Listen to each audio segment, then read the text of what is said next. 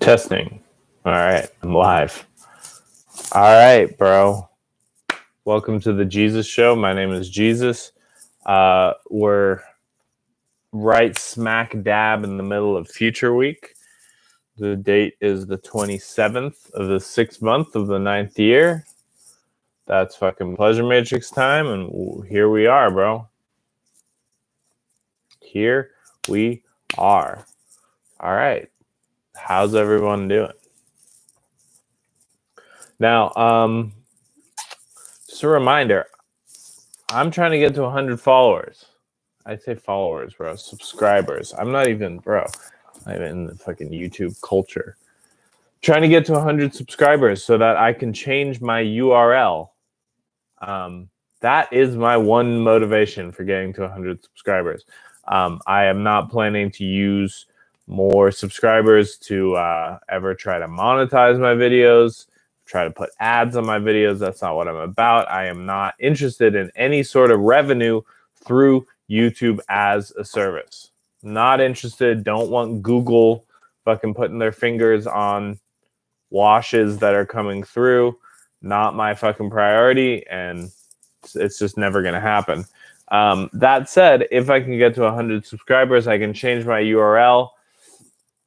Then the next goal is to get to 1,000 subscribers, because at that point I can start going live mobile, which frees up a lot of stuff. So big fucking, if you can share, if you can like, subscribe, get your fucking friends to subscribe, comment, share the video.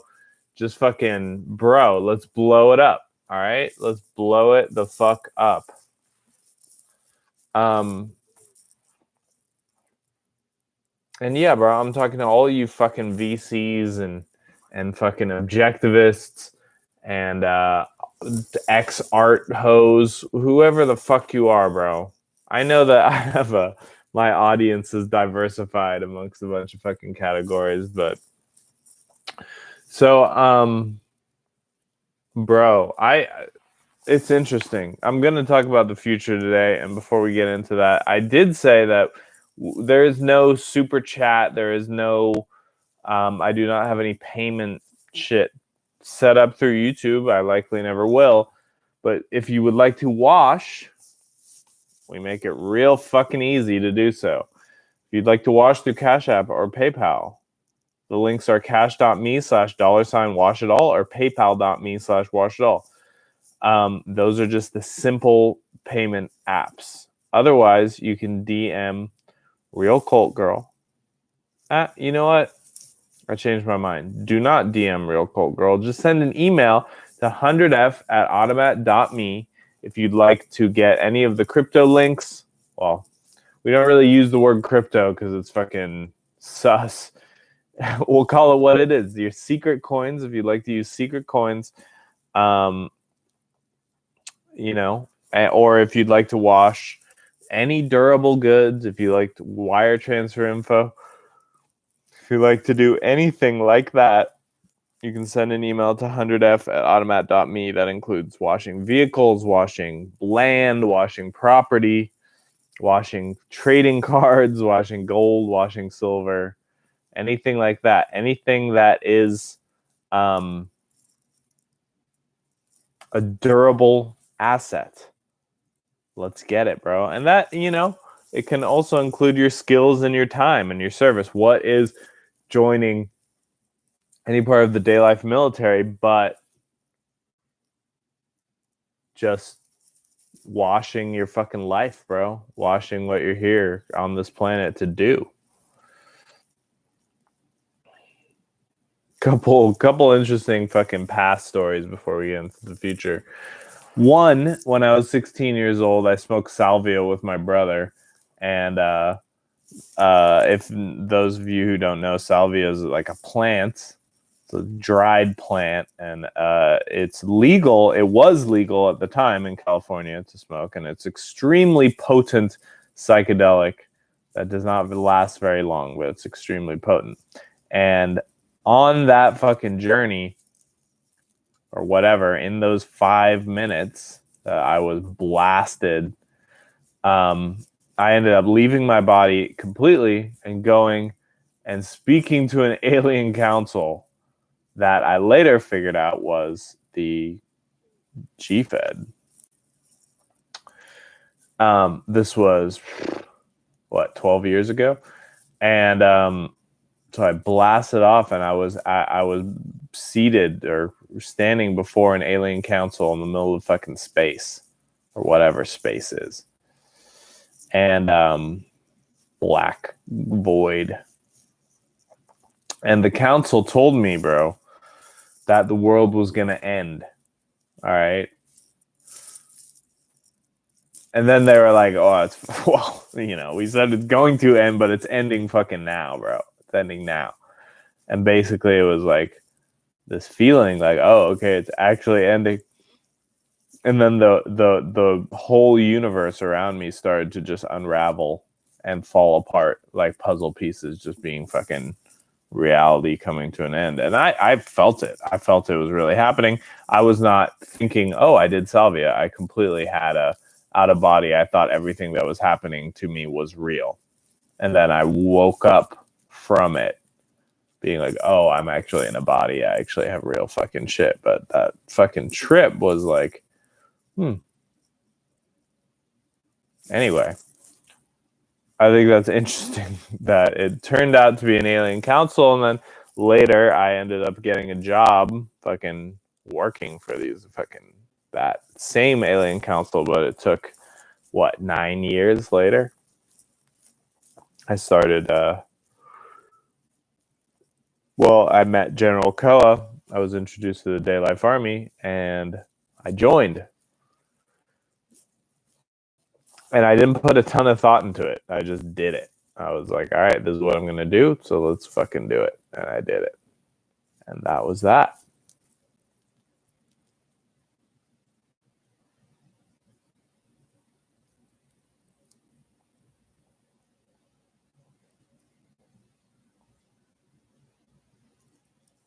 The other story I was going to tell is I was always fucking ashamed of who my dad was, bro. I was very ashamed of who my dad was.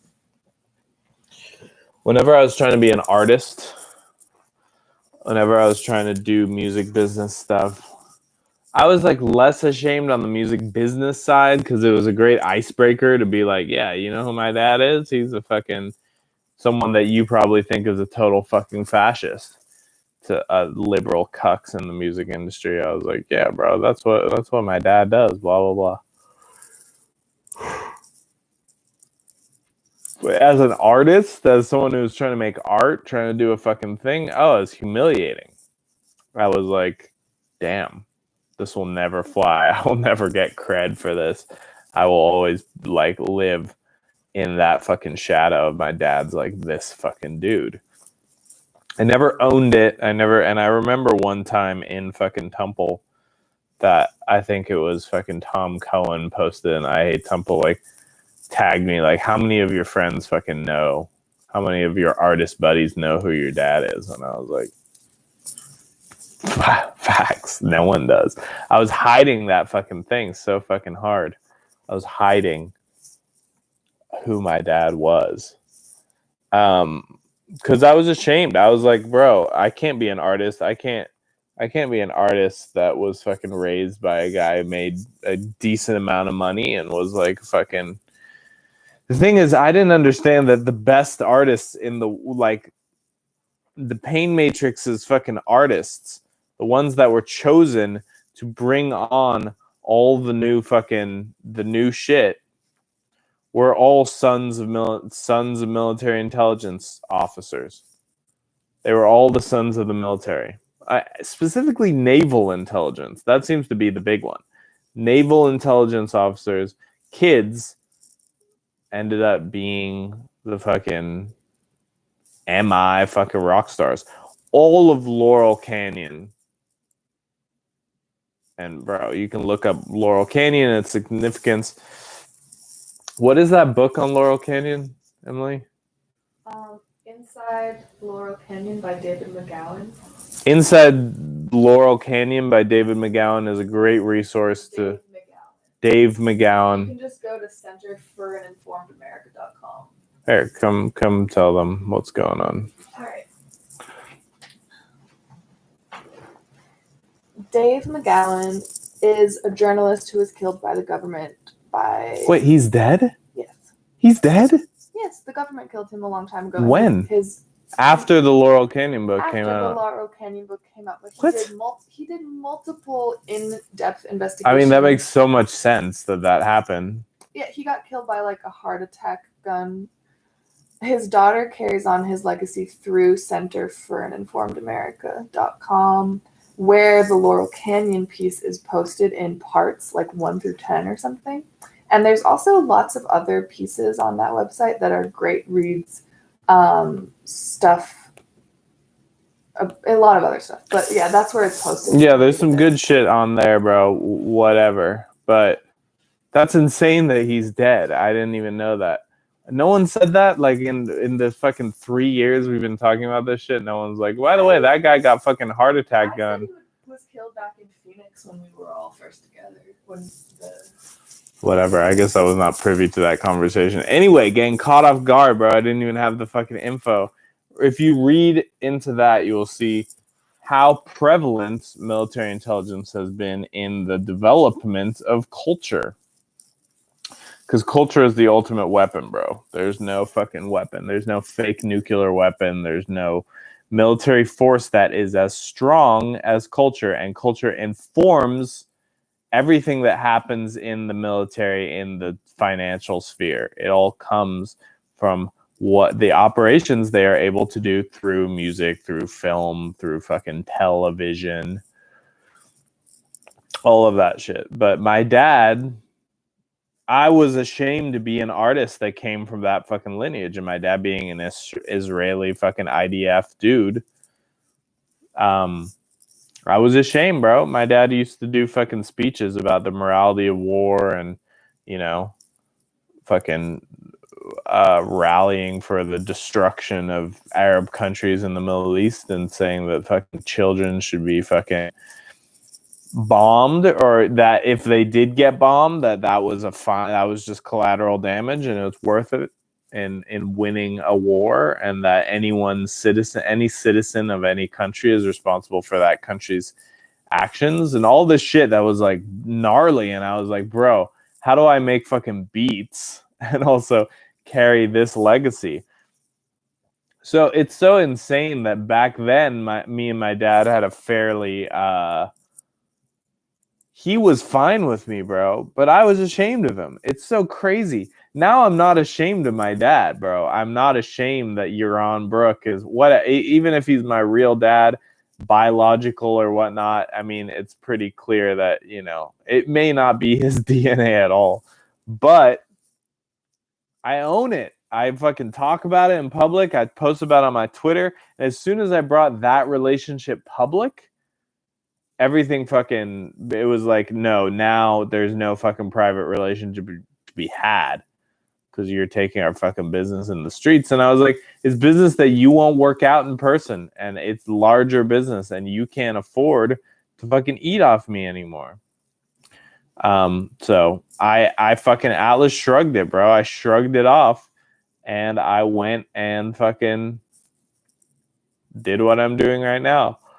But that's what Atlas Shrugged is for this generation. It's all the empaths and all the fucking creative people and the fucking most social people fucking bailing, being like, no, we're not going to be part of the pain matrix. I'm not going to work. I'm not working a 9 to 5. I'm not doing the shit that is mandated. I refuse to participate in last capitalism, in the or last communism for that fucking matter, or whatever, first communism, you know, the being part of the fucking liberal fucking social justice agenda, anything in there. But that's part of last capitalism. People don't understand the fucking communist cat boys and communist baby girls are not actually communists. They're just part of last capitalism, where we've created a feminized, subspecies of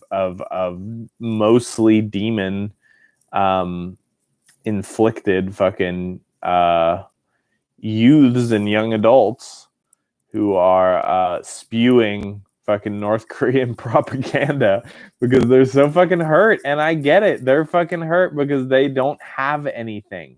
They were not given anything exciting, bro, because the culture has been sucked. Content has been sucked and destroyed in order to prop up code for that long. Would you like to? Are you crawling over here to say something? Yeah, there's just like Emily is she has the leading expert in communist cat boys. She talks to a lot of them. I talk to a lot of them on Facebook, and like the overall theme is most of them have no prospects here. They live with their horrible mothers most of the time, and they're literally like, what is their world? Like this toxic, I don't know. I totally get that they're like, they don't see or know anything about North Korea, but they're like, togetherness and like a common goal and like escape, basically. Like escape from this hell reality. A lot of the people that are the communist cat boys I'm talking to are also on the West Coast, which is like the first line of fire of like the garbage dump of where culture's headed. West Coast is disgusting, bro. I mean, I grew up in the West Coast. I'm a California guy. I'm not you're done? Is the Catboy analysis of the day done? I'm from the West Coast. She's East Coast, bro, which is, you can tell she's way more cold-blooded. Like she has more of a fucking. But so I was raised on the West Coast till I was 18, and then I moved to Chicago for a year, and then North Carolina for 7.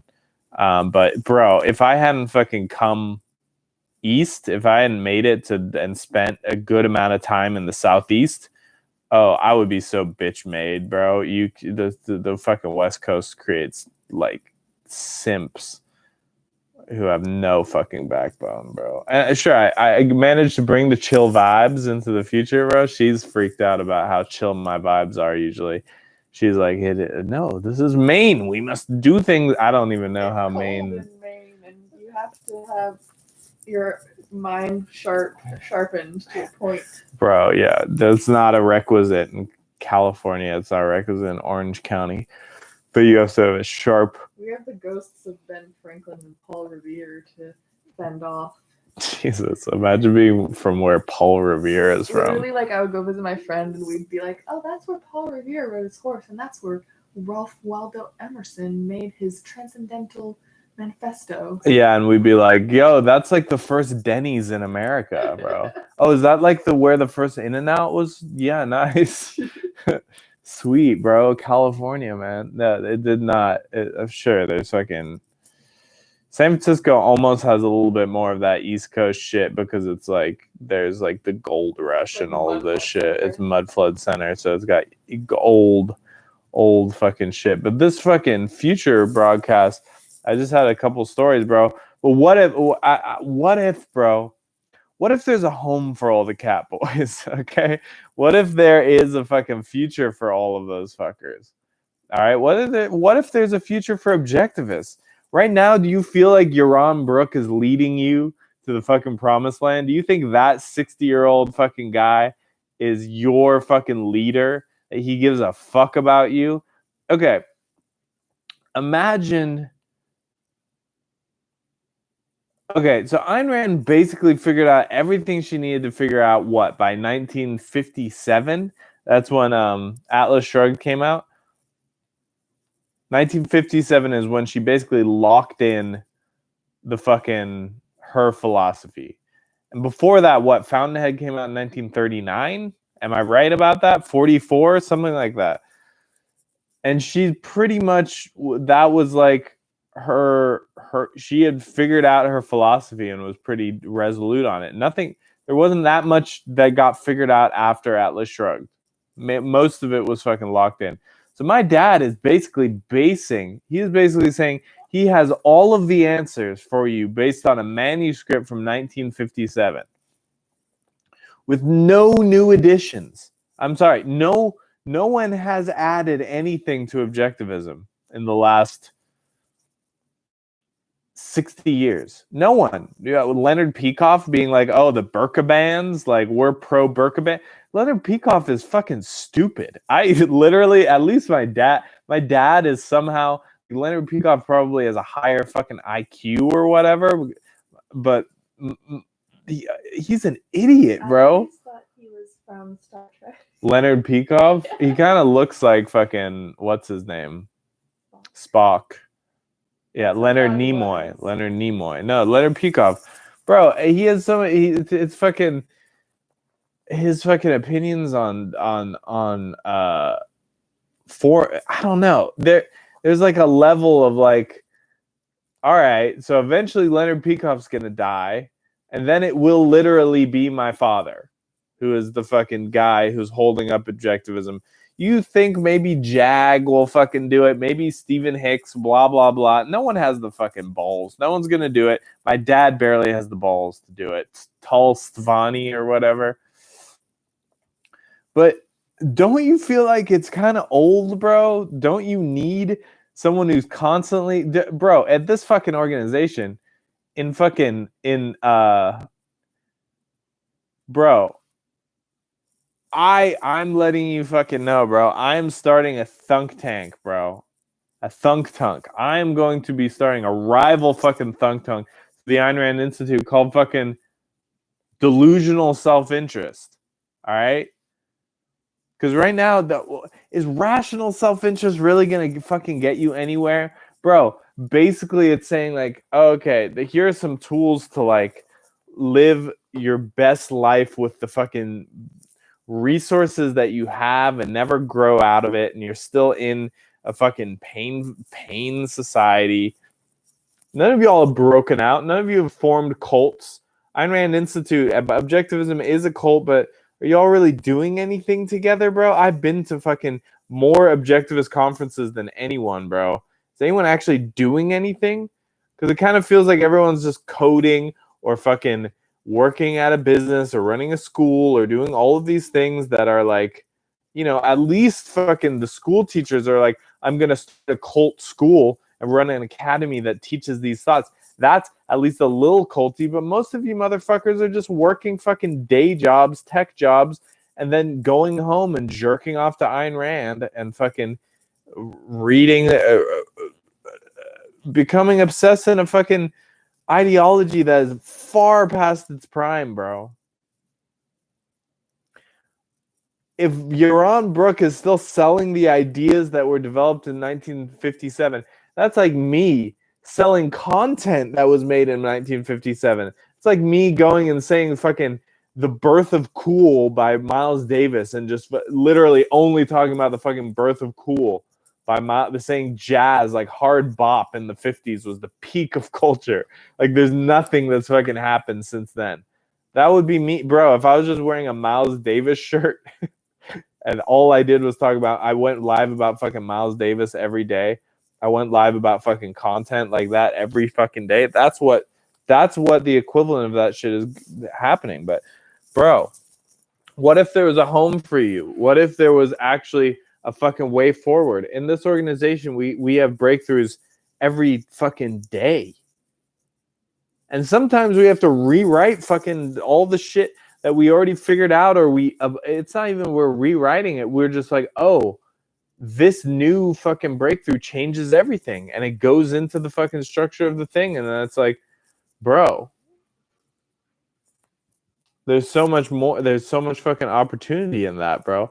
We are not just fucking huddling around, hodling. We are not hodling a fucking holy text. We're living, breathing word. We're living, breathing word, bro. This is Atlas Shrugged. This is the story. This is the Bible.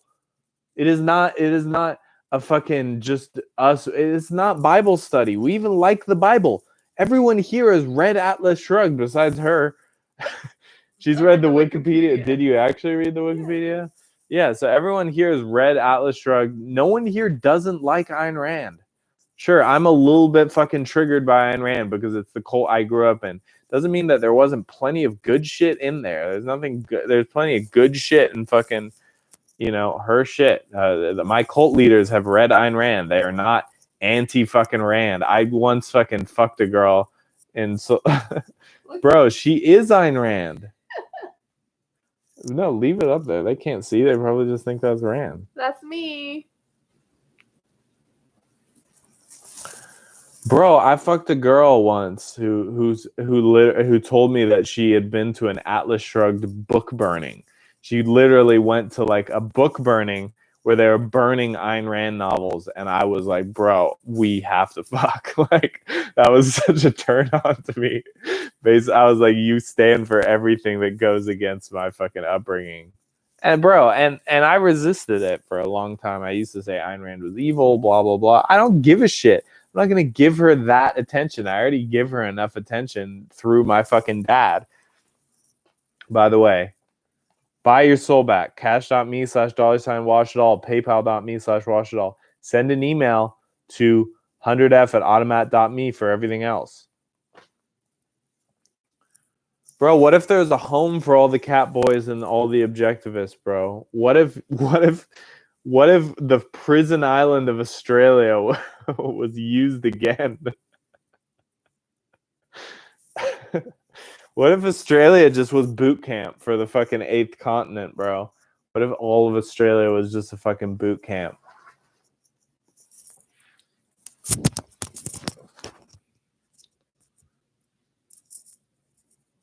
And that was just fucking preparation for where we were headed. But bro, what if Nick Fuentes was the Catboy fucking president? What if Nick Fuentes was in charge of collecting all of y'all and organizing you and making sure that you had all the fucking noms that you wanted and shit? Bro, the thing is, all of the things that people turn to communism for, that they turn to North Korea for, is because they know that they can't DIY it. That's why all the kids are turning to communism. It isn't because they actually want to live a communist life, which is horrible. It's just the noisiest psyop that offers the opposite or the cure to the current problem. Right, of trying to fucking DIY it and being a cringe individualist. No, it's saying, okay, here's a fucking collectivism is just the psyop, and these cat boys will literally forget all of the fucking, they will just reverse all of the imagery that they're seeing of what fucking that shit is doing, what communism actually feels like to fucking people. And they will, they're just looking for a fucking cult. They're looking for cult collectivism. They know that the answer is not in the individual, it's in the relationship of individuals. But cults have been, the CIA fucking ruined cults for the public. They didn't ruin it totally. They just kind of made it sexier for people. But white women love what the CIA. You really think that fucking you really think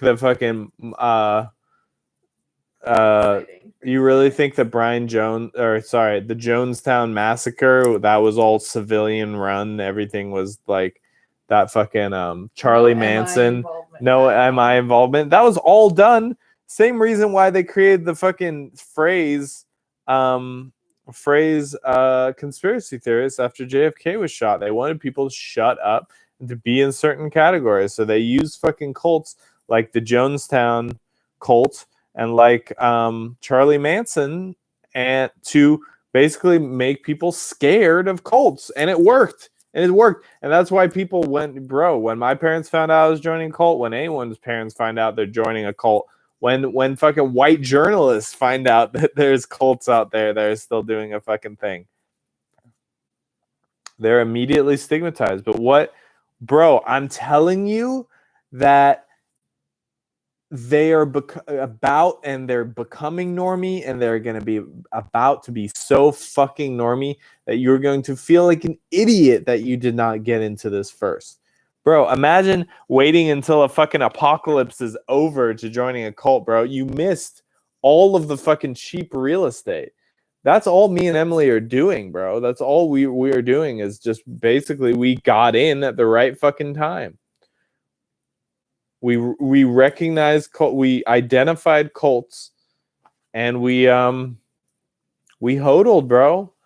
We're fucking diamond hands for this shit.